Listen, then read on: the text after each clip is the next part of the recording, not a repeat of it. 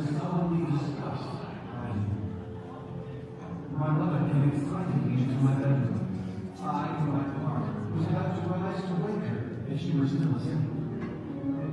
First VR experience today, and this one's the seated experience. You find the headphones and headsets on the chair. Please sit down before you put the headsets on, and the video should play automatically. It gives you a countdown of 20 seconds to get the headphones ready as well, and you can look in all directions, use the swiveling chairs to look around. If you have technical issues or if you feel uncomfortable, please raise your arms so that we can see to assist you, and you are ready.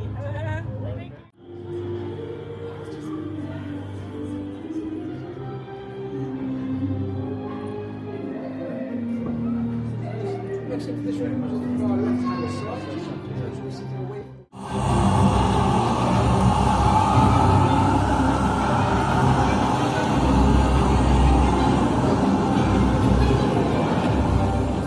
In the ancient Roman Empire, the theatre was not just for entertainment. It was also an important means of speaking to the people. Let's hear what they had to say.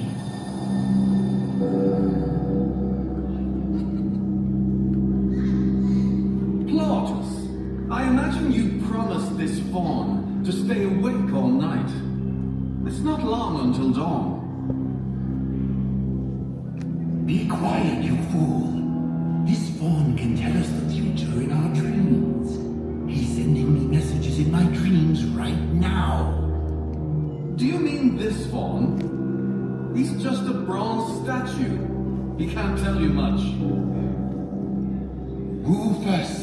You insult the gods of Rome! Something big is coming! I do not wish to offend you, dear friend, but if you're trying to tell me the future in dreams, why are you still awake? Everyone sleeps as they please. I'm dreaming at the moment. I am most curious to hear the message regarding your future. Because, in a way, it will also be linked with mine.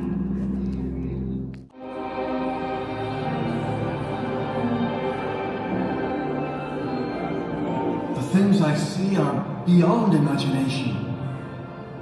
No one could have predicted this, even if you followed the signs in the sky. This doesn't affect us alone. It affects the whole of Pompeii.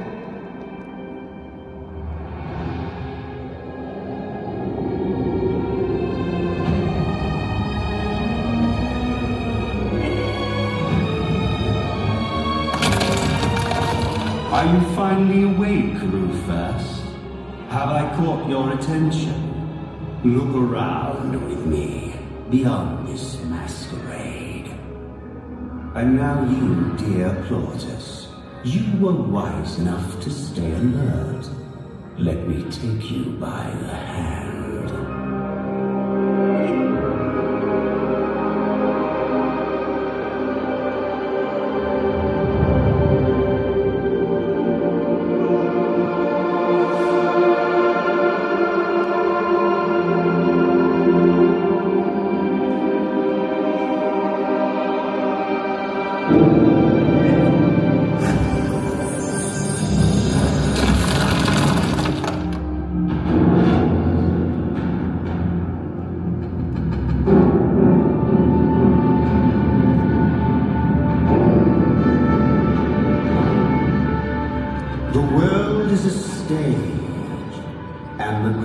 Disasters have the best seats. The audience wants to be surprised, but with things that they expect. These are not the rules in my book.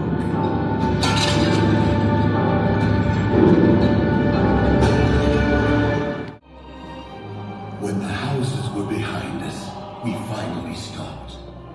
There we saw all sorts of distressing things. The carts we brought with us were rolling back and forth, though on completely level ground, and wouldn't even remain in the same spot when we put stones under them.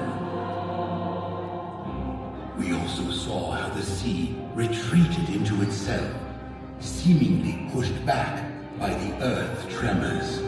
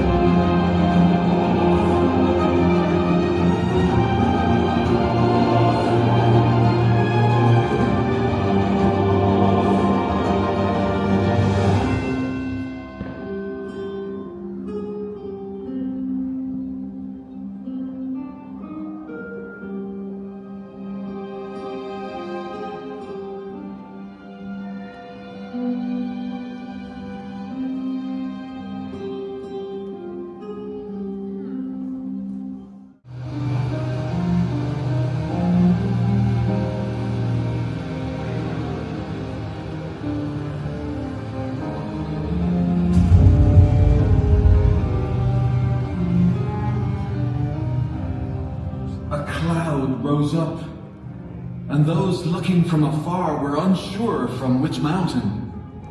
It was only later they saw it was from Mount Vesuvius. Its shape was probably most similar to a pine tree, for it grew upwards as if with a giant trunk and then split into several branches.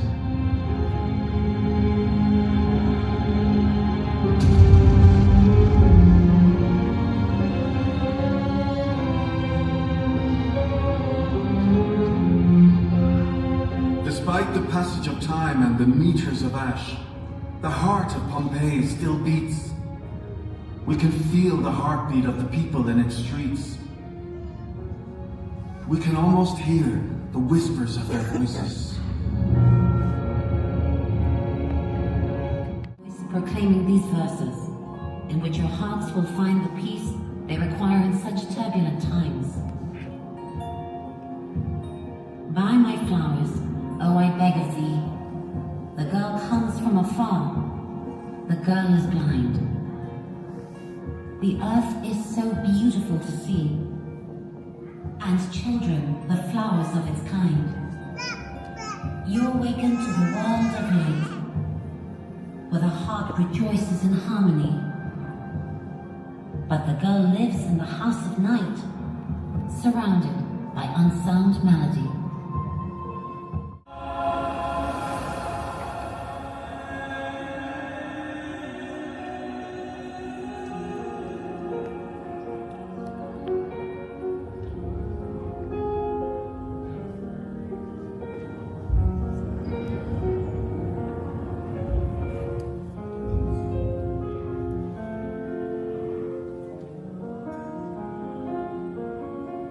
You ask me to tell you of the end of my uncle's life, so you can pass it on to posterity all the more truthfully. I thank you, for I can see that immortal glory awaits his death when it is solemnly discussed by you. My mother came excitedly into my bedroom. I, for my part, was about to rise to wake her if she were still asleep.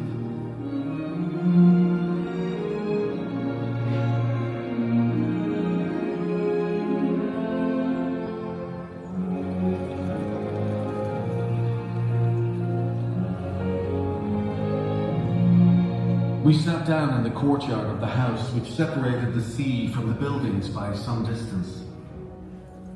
I'm not sure whether to call it intrepidity or imprudence. I was only 18 years old. But I asked for a book by Titus Livy, and read it at my leisure, as it were, and also noted down extracts, as I had begun to do.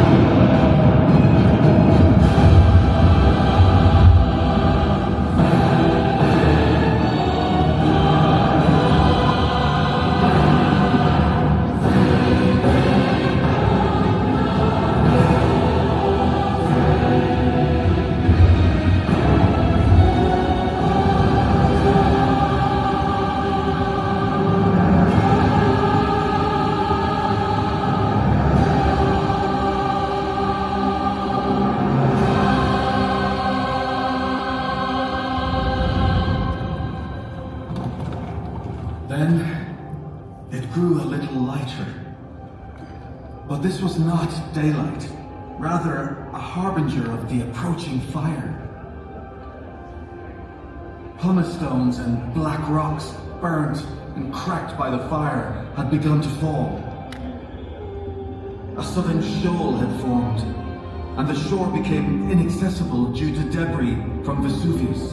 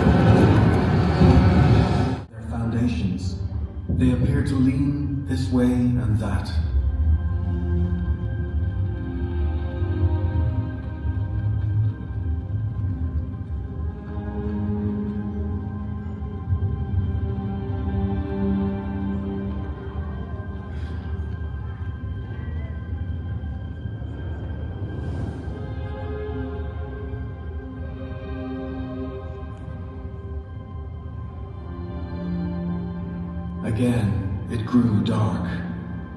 Again, the thick and heavy ash fell.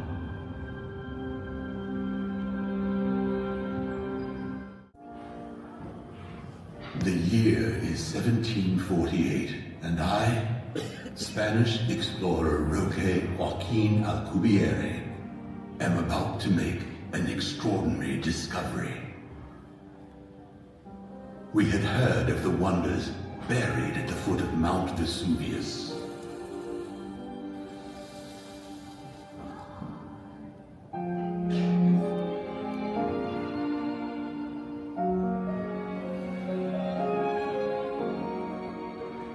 Ruins, sculptures, and paintings had been found in this area for thousands of years, but no one before us, at the behest of Charles VII, future King Charles III of Spain, had gone there to explore this hidden treasure in depth. What my eyes saw was beyond any explorer's dreams. Columns, statues, and furniture, all perfectly preserved.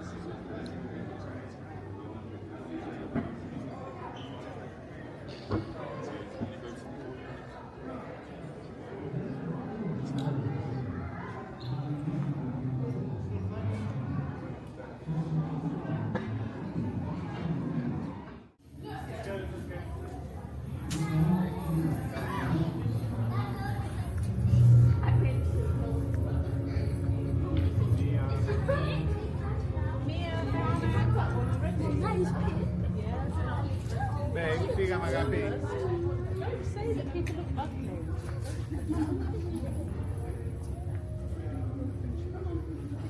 Three lilies. Wait, three?